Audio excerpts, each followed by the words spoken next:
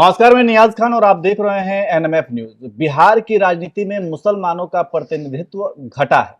243 विधानसभा की सीट में सिर्फ 11 मुस्लिम उम्मीदवार ही जीत करके आए हैं।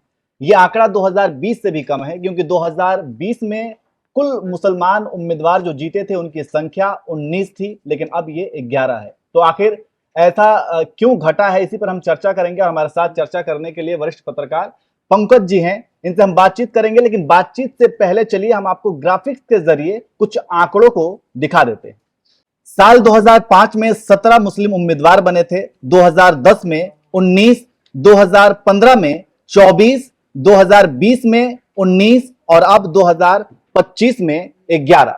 तो पंकज जी, देखा आपने ये पूरा का पूरा आंकड़ा है 2005 से 2025 तक, और किस तरीके से ये कम हुआ है। और खास करके अगर हम इसकी तुलना करें पिछले विधानसभा के चुनाव से, तो इसमें भी बहुत ज्यादा फासला है। तो आखिर ऐसा क्यों हुआ है, आखिर क्या वजह हो सकती है? नियाज, ये सिर्फ बिहार में नहीं घट रहा है, बल्कि पूरे देश में जी, चाहे सांसद हो या अलग अलग विधानसभा, मुसलमानों का प्रतिनिधित्व घट रहा है जी। और मैं कई वीडियो में पहले भी बता चुका हूं कि ये चिंता की बात है। देखिए, एक और जो राजनीति हो रही है उसमें मुसलमान जाएगा नहीं, जो कि बहुमत की राजनीति यहां पे है। अब जो 243 विधानसभा चुनाव लड़े और जो 200 से ऊपर जीते हैं, अगर उस पार्टी को आप अछूत मानिएगा तो जाहिर तौर पे आपका प्रतिनिधित्व घटेगा। केंद्रीय स्तर पे देखें तो बीजेपी इस वक्त लगातार 3 बार से सत्ता में है, लेकिन मुसलमानों ने मान लिया है कि अगर आप सच्चे मुसलमान हो और इस्लाम के प्रति आपका लगाव है तो भारतीय जनता पार्टी को वोट नहीं देना है। ये जो सोच है, ये जहनियत है, एक तो साइकोलॉजिकल रूप से तोड़ रहा है समाज को, और दूसरा मुसलमानों के लिए को ये हानि पहुंचा रहा है। क्योंकि जब आप खुद ही ये कह देंगे कि चुनाव के डेट ऐलान होने से पहले ही मुसलमान किधर है आप बता देंगे, तो फिर दूसरा तरफ वाला भी नहीं देगा आपको।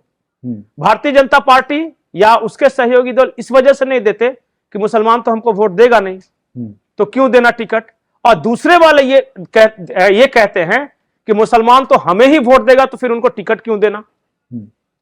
समझना है, मैं बार बार एक चीज बोलता हूं कि किसी भी वोटर को, किसी भी सेगमेंट को, किसी का जर खरीद गुलाम नहीं होना चाहिए, किसी का नहीं होना चाहिए। और किसी पॉलिटिकल पार्टी को वोट देने या न देने से कोई अच्छा मुसलमान या बुरा मुसलमान नहीं हो जाता। आप आखिरी बार बताइए कि कब मुसलमानों ने अपने मुद्दों पर वोट किया है। आपके मुद्दे क्या होते हैं? फिलिस्तीन इजराइल वॉर, ये किसी राज्य में कहीं म्यांमार में किसी को मार दिया गया रोहिंग्या को, वो वफ, ये सारे मुद्दे रिलीजियस मुद्दे हैं।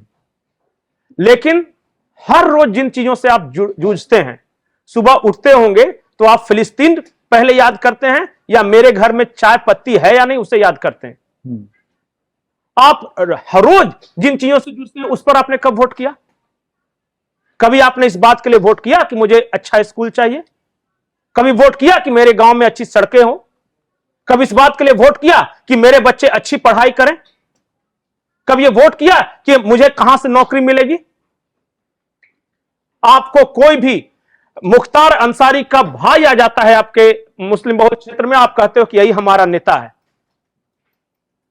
आप पता चला कोई इमरान प्रतापगढ़ी नाम का शायर आ जाता है, कहते हो कि वाह वाह मुसलमान भाई आ गया, अब हमारा कोई काम नहीं है। ऐसे नहीं होता।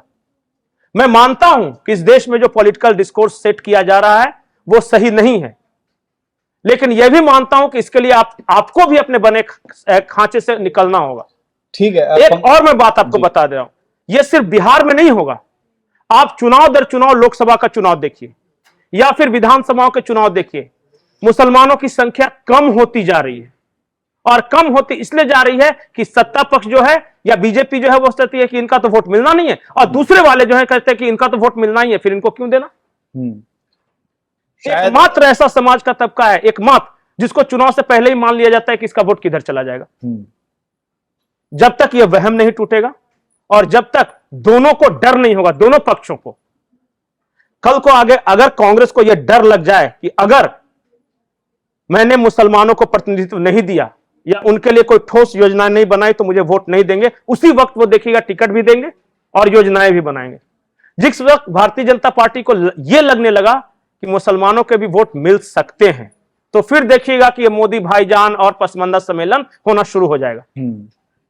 जैसे कि अभी चुनाव से ठीक पहले एक ओवैसी का बयान काफी ज्यादा वायरल हुआ था, जिसमें वो ये कह रहे थे कि 2% वाले उप मुख्यमंत्री बनेंगे और जिनके परसेंटेज ज्यादा है वो दरी बिछाने का काम करेंगे।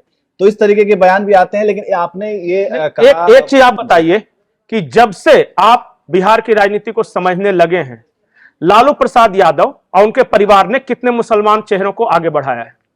40 साल की राजनीति है लालू प्रसाद यादव की। एक अब्दुल बारी सिद्दीकी चल रहे हैं और इस बार वो भी नाराज। क्यों? बिहार में मुसलमान नेता नहीं है क्या, या उन युवकों में टैलेंट नहीं है?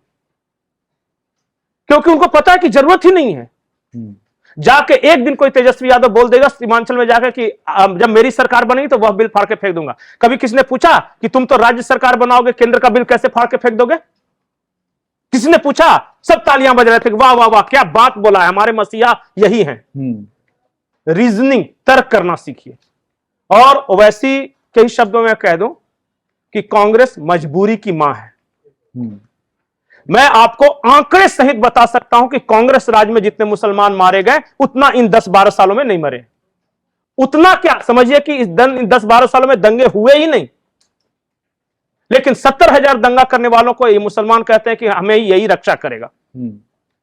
3 लाख मुसलमानों की हत्या करवाई है कांग्रेस की सरकारों ने, 3 लाख। लेकिन 3 लाख जिसने मरवाया है वो कहते हैं कि ये तो हमारा तारनहार है। क्या बिहार का आखिरी दंगा, भागलपुर का दंगा कांग्रेस राज में नहीं हुए थे? क्या उनके मुख्यमंत्री पर सवाल नहीं उठे थे? लेकिन फिर आखिर उन्हें उसी कांग्रेस के पीछे गए कि नहीं? तो कुछ सवाल ऐसे हैं जिनका जवाब पंकज प्रसून के कहने से नहीं होगा, वो समाज आपसी विमर्श से ढूंढेगा। और सवाल यह भी होने चाहिए कि स्त्रियों की शिक्षा का हमारे यहां क्या स्तर है, हमारे यहां बच्चों की पढ़ाई का क्या इंतजाम है। और अगर यही पैटर्न रहा आपका कि हम सिर्फ एक पार्टी से नफरत के कारण अपने आप दूसरी पार्टी की गोदी में रहेंगे, तो इसी तरह के परिणाम आएंगे। आज 11 जीते हैं, कल को इन 11 में से भी अगर, वो तो ओवैसी ने बचा ली इज्जत, और 3 जीते हैं जेडीयू के, अगर ये नहीं होते ना तो और कम आता। और देखिएगा ये बंगाल में भी होने वाला है, ये उत्तर प्रदेश में भी होने वाला है, और नहीं तो सर्वदलीय बनिए कि जो हमारे लिए काम करेगा हम उसको देंगे, तब नेता आपके लिए काम करेगा। बिल्कुल। तो एक तरीके से जो एक डर का माहौल बनाया जाता है कि ये जाएंगे कहां और इन्हें वोट तो इधर ही देना है। आखिरी एक बात मैं बता रहा हूं, माफ कीजिएगा मैं टोक रहा हूं। बचपन में हमने कहानी सुनी थी, शेर आया शेर आया शेर आया। उसी तरह ये डराते हैं कि भाजपा आया भाजपा आया भाजपा आया। कोई खड़ा कर दे आया तो क्या, आज है तो 10-12 साल से क्या हो गया, क्या बिगाड़ा, क्या कर लिया? उसी वक्त, जिस वक्त ये सवाल खड़ा करेगा ना, उसी वक्त जवाब मिल जाएगा फिर। बिल्कुल, इस बात में सच्चाई है कि जो डराने का काम है और डरा करके जो वोट खींचने का काम है वो कुछ पार्टियां कर रही हैं, और इसको समझना होगा मुसलमानों को, तब जाकर के उनका भी उत्थान हो सकता है। नहीं तो वो हमेशा यही झंडा लेकर के पीछे चलने का काम किया करेंगे, और इसके अलावा उनका कुछ भी विकास नहीं हो सकता है। और उन्हें हर तरीके से अपने इस एक स्टीरियोटाइप जो एक सोच है उससे भी बाहर निकलने की जरूरत है, तब जाकर के उनके और उनके समाज का विकास संभव हो पाएगा। पंकज जी ने जो कुछ भी बताया, इससे आप कितना इत्तेफाक रखते हैं, और आप क्या मानते हैं कि जो भी बिहार में की राजनीति में अगर मुसलमानों का प्रतिनिधित्व कम हुआ है तो क्यों हुआ है, क्या कारण हो सकता है, या फिर मुसलमानों को क्या करना चाहिए? आप कमेंट करके अपनी राय जरूर दीजिए और देखते रहिए NMF न्यूज।